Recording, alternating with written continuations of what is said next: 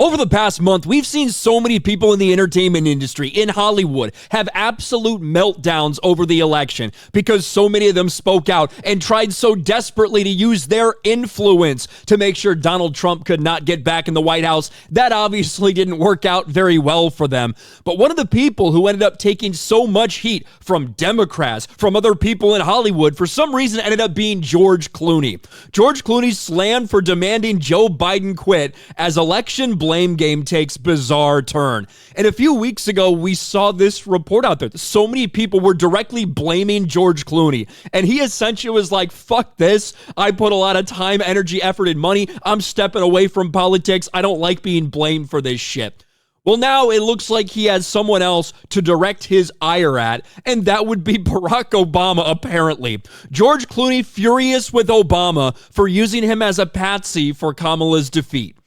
You know, when people who are famous, not for being themselves or for having their point of view or for being someone that everyone thinks they should listen to, when they decide to tell the everyday average American who they should vote for and why you're evil if you don't, people don't really listen. People don't care about Mark Ruffalo or Mark Hamill or George Clooney because of what their political opinions are. They care about them because of who they pretend to be on a movie screen or on a television. That's why people give two fucks about who you are. When you go outside that, no one gives a shit. And this election, more than anything else, really proved that. Now all these people are finding ways to cope, including apparently a furious George Clooney.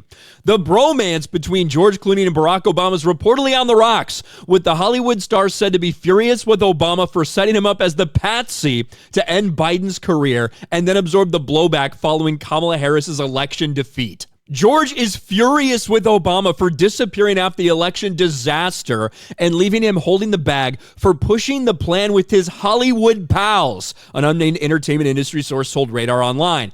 And by the way, the Radar Online, we should just look at this interesting way to phrase this headline. Fuming he was seduced by Barack Obama. There you go. You could cut that headline short. It would have a little bit different connotation. George feels duped and vows he's not going to be anyone's political water boy anymore. George Clooney emerged as a major player in the 2024 election when he wrote a New York Times op-ed calling for President Joe Biden to give up his re-election bid following his disastrous debate performance in June. Now, apparently what this is saying is you had big-time leaders in the party trying to get George Clooney to say this to put pressure, to put outside pressure.